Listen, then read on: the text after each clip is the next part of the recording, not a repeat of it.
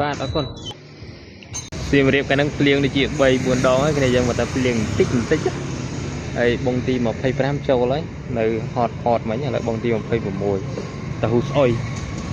ផ្លូវជាមួយប៉ុន្តែផ្លូវខុសគ្នាពីផ្លូវឥឡូវកំពុងរៀបចំចេញដំណើរទៅ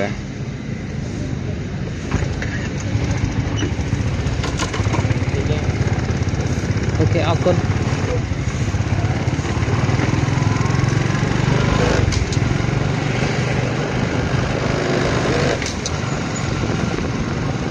ភ្ញៀវទី1នៅរោងផ្សារដំណើរបង្គោលហើយភ្ញៀវទី2នៅក្រោយមន្ទីរពេទ្យគុណភបុផាឥឡូវយើងឆ្លងស្ពានសាចាស់បាត់ភ្លើងក៏ស្ពាននឹងងឹតឆា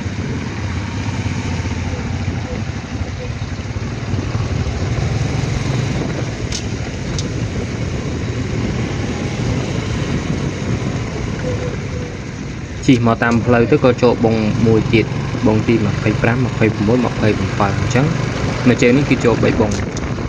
សម្រាប់ទីតាំងភ្ញៀវមាននៅផ្លូវ60ហើយទល់មុខជាមួយនឹងផ្សារតំណបង្គោលហើយនឹងផ្លូវ30ក្រោយទីពេទ្យគុណភបុផានេះយើងឥឡូវនេះកំពុងតែទៅយកមកបងទៀតទៅយកនៅ Flower Story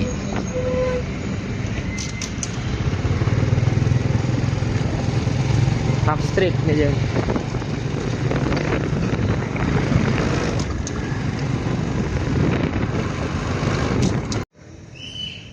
បងលេខទី27នៅ Story Flower បងនេះជាទៅផ្លូវ30 Story Flower យ៉ាងឥឡូវយើងទៅផ្សារថ្មីមុនអូ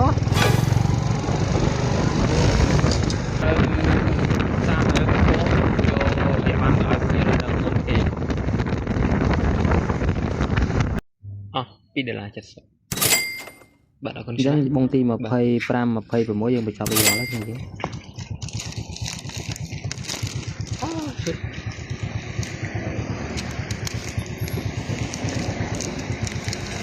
បងពេញមួយអរគុណបាទនេះម៉ោង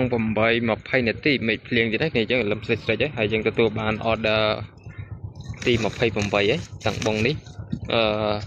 ពីគៀនផ្លែ60ទៅផ្សារដើមកន្លាញ់ហើយ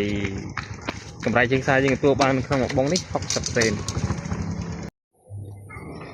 ចាស់ម៉ាន់ 50000 គ្នាយើងឥឡូវខ្ញុំទទួលបាន order លេខទី29ណា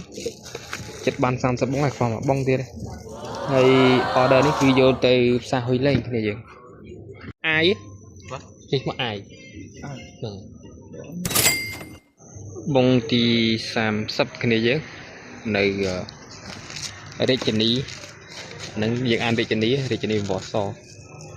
ហើយយកទៅផ្លូវ30បង30គ្នាយើង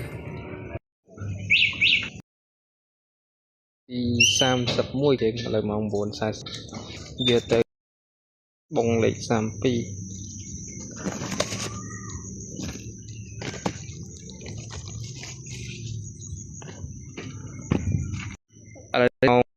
ម៉ោង 10 ជាងឯគ្នាយើងឥឡូវយើងកំពុងតែរងចាំភ្ញៀវគាត់មកទទួលភីហ្សាមួយដុំហើយប្រហែលជាសម្រាប់តែហ្នឹង